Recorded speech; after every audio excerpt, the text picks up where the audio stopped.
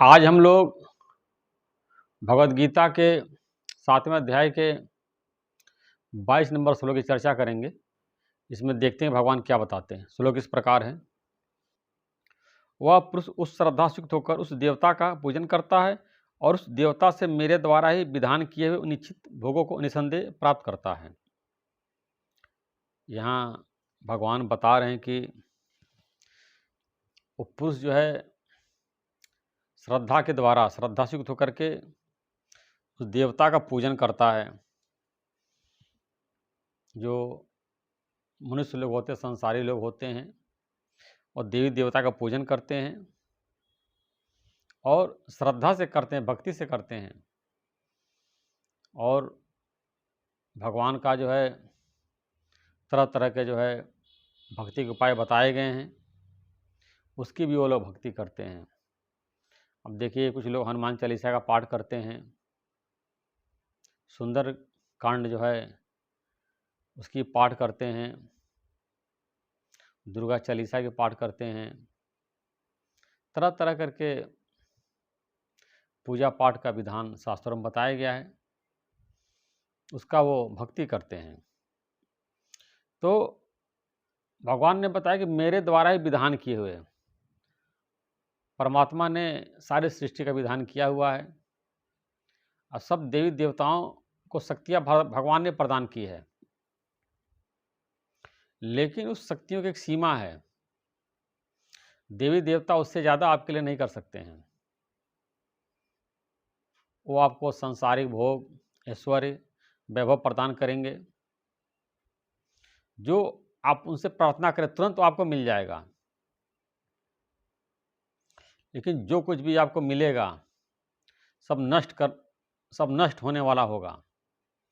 इतना संसार दिखाई देता है, सब कुछ जाने वाला है। सारा संसार मिथ्या है, सपना है। वो सांसारिक भोग, ऐश्वर्य आपको प्रदान करेंगे, समाज में आपकी कीर्ति हो जाएगी, यश हो जाएगा, बहुत आपका नाम हो जाएगा। कोई आप मंत्री बनना चाहते हैं, मंत्री बन जाएंगे, विधायक का टिकट मिल जाएगा, सांसद का टिकट मिल जाएगा, और मेयर बनना चाहते हैं मेयर बन जाएंगे, धनवान बनना चाहते हैं धनवान बन जाएंगे। धन की प्राप्ति के लिए लोग लक्ष्मी जी की पूजा करते हैं। भगवान ने ब्रह्मा जी का कार्य दिया, सृष्टि का निर्माण करना। ब्रह्मा जी एक देवता हैं। विष्णु जी का कार्य है कि लोगों का पालना करना, और शंकर भगवान का कार्य है कि सबका संहार करना। ऐसे लक्ष्मी जी का कार्य सबको जो है धन प्रदान करना। सरस्वती माता का कार्य सबको विद्या प्रदान करना। ऐसे देवी देवताओं के कार्य बटे हुए हैं। हनुमान जी भी आता है, अष्टसिद्धि नवनीत के दाता। भगवान हनुमान जी जो है 8 सिद्धियां प्रदान करने वाले हैं, 9 निधियाँ प्रदान करने वाले हैं। उन्होंने भोगों की कामनाओं के द्वारा वो लोग जो है अपने इच्छा की पूर्ति करते हैं श्रद्धा के द्वारा, और इसमें कोई संदेह नहीं है। अगर श्रद्धा से देवी देवताओं की भक्ति करते हैं तो जिस भोगों की लालसा आपकी होगी वो जरूर मिलती है, लेकिन आप जो है श्रद्धा से उस कार्य को करेंगे तो मिलेगा। लेकिन कभी कभी इसमें प्रारब्ध कर्म बाधा आ जाती है कि पिछले हमारे खराब कर्म होते हैं पिछले जन्म के, और हम कुछ अच्छा चाहते हैं, अच्छा हमको मिल जाए, जैसा चाहते हैं वैसा नहीं होता है। तो देवी देवता हमारे अंदर बैठ करके हमारे इतनी शक्ति उनको होती है कि पिछले जन्म की बात भी देख लेते हैं, सब कुछ देख लेते हैं। हमारे बार बार प्रार्थना करने के बावजूद भी वो नहीं दे पाते हैं। इसीलिए रामचरित मानस में आया है, कर्म प्रधान विश्व कर राखा, जो जस करे तास फल चाखा। जैसा आपने कर्म किया वही आपको मिलेगा। देवी देवता भी जो है आपके जो आपका भाग्य जो कर्म है उससे ज़्यादा आपको नहीं दे सकते हैं। हाँ, थोड़ा बहुत जो है उसको बढ़ा सकते हैं।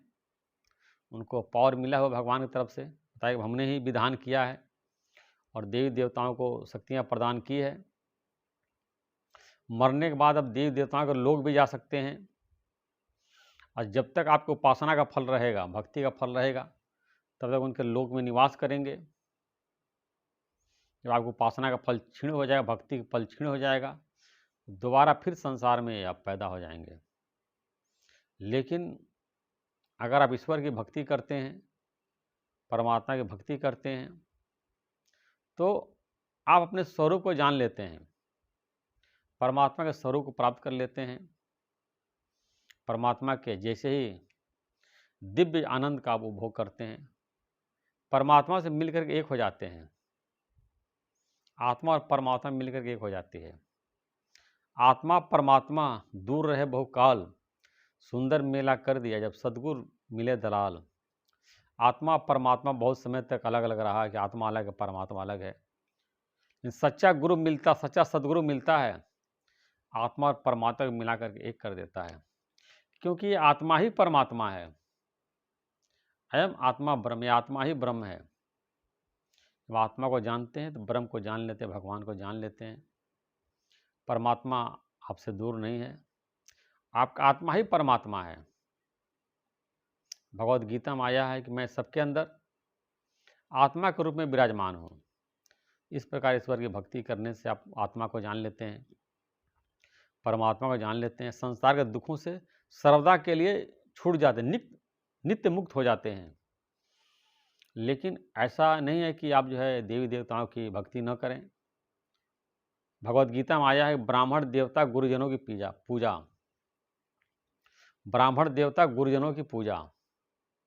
ब्राह्मण की पूजा करनी है, देवी देवता की पूजा करनी है, गुरु की पूजा करनी है, लेकिन निष्काम भाव से, किसी कामना से नहीं कि हमको ये मिल जाए, धन मिल जाए, वैभव मिल जाए, पदार्थ मिल जाए, संपत्ति मिल जाए।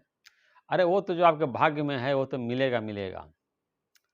और लौकिक में भी जो आपसे श्रेष्ठ हैं, बड़े हैं, उनका आदर करना चाहिए। यहाँ तक कि जो छोटे उनको भी आदर से बात करना चाहिए। कोई गरीब है या कमज़ोर है, उसको निरादर नहीं करना चाहिए। कोई मजदूर है या कोई छोटा कार्य का भिखारी ही है, लेकिन है तो आत्मा ही।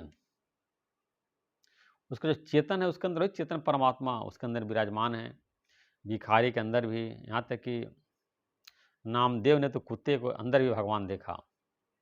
एक बार जो है कुत्ता उनका रोटी लेकर चला गया, तो घी के कटोरा वो दौड़ते हुए उसके पीछे दौड़ते चले गए कि प्रभु सूखी रोटी खाएंगे, घी तो लाइए उसमें लगा दें। इस तरह की संतों के अंदर आत्म दृष्टि होती है, सबको आत्मा करके देखते हैं। तो आप देवी देवता की भक्ति करिए, उसमें कोई बुराई नहीं है। ब्राह्मण की भक्ति करिए, संत की भक्ति करिए, लेकिन निष्काम भाव से। आप जो है कामना लेकर के और मनोकामना मांगते रहते हैं, ये काम हो जाए, वो काम हो जाए। भगवान को सब पता है और देवी देवता को भी सब पता है। जो आपके लिए उचित होगा उसको अपने आप ही आपको मिलेगा। अब देखिए माता पिता हैं, बाल बच्चों के लिए जो सही लगता है अच्छा से अच्छा करने की कोशिश करते हैं, लेकिन बच्चा जो मनमानी करता है, ऐसा नहीं वैसा, ये नहीं वो, माँ बाप को अपने अनुसार नचाने की कोशिश करता है, चलाने की कोशिश करता है, परेशान करता है, तो बच्चा भी परेशान ही रहता है। ईश्वर की भक्ति आप करिए, देवी देवता की भक्ति करिए, लेकिन निष्काम भाव से, बिना किसी कामना के। ऐसे ही आप हमको सन्मार्ग से पर ले चलिए। अस्तो माँ सद्गमय, तमसो माँ ज्योतिर्गमय। अंधकार से प्रकाश की ओर ले चलो, असत से सत्य की ओर ले चलो। इस तरह से जो है आप प्रार्थना करिए। जैसे आया है श्लोक, जे विदनाथ हो हित मोरा, करही सुबह एक दास में तोरा, सो तुम जाने अंतर्यामी, पूरे ही मोर मनोरथ स्वामी। भगवान जिसमें मेरा भला हो आप वही करिए। इस तरह की भगवद गीता में बात बताई गई है, निष्काम कर्म की बात बताई गई है। जो भी आप कर्म करिए निष्काम, कोई कामना आपके अंदर नहीं होनी चाहिए। अगर कामना हो तो सबके भलाई के लिए, कि सभी लोग सुखी हों, सभी लोग जो है स्वस्थ हों। वसुधैव कुटुंबकम, सारा वसुधैव हमारा परिवार, इस तरह की भावना रखेंगे, आपको जो अंदर से सुख और शांति मिलेगी, आनंद की प्राप्ति मिलेगी। और केवल अपने लिए और अपने वालों के लिए आप जिएंगे, उनको बढ़ाने के लिए और उनके सुख के लिए सोचेंगे, तो आप जो है मतलब एक अच्छा दृष्टिकोण नहीं है, व्यापक दृष्टिकोण है कि सबके भलाई के बारे में सोचें, अपने साथ साथ सबके भलाई के बारे में सोचें। केवल मैं सुखी हो जाऊँ, मेरी बीवी हो जाए, मेरे बच्चे हो जाएं, और मेरे माता पिता और जो रिश्तेदार और दोस्त यार के फायदे के लिए और भलाई के लिए लोग जीते हैं। ये अच्छा भगवत गीता का ही विचार नहीं है। भगवत गीता के अनुसार जो है आप सबके भलाई के लिए, लोक कल्याण के लिए, लोक संग्रह के लिए और सबके भलाई के लिए कार्य करना है। जैसे भगवान कृष्ण ने जो है धर्म की स्थापना किया, धर्म का नाश करके, और संसार में धर्म का स्थापना किया था जो है। इस तरह से जो है अगर हर व्यक्ति सबके भलाई के लिए सोचे और सबके कल्याण के लिए बात सोचे तो ये धरती हमारा जो संसार है ये स्वर्ग हो जाएगा।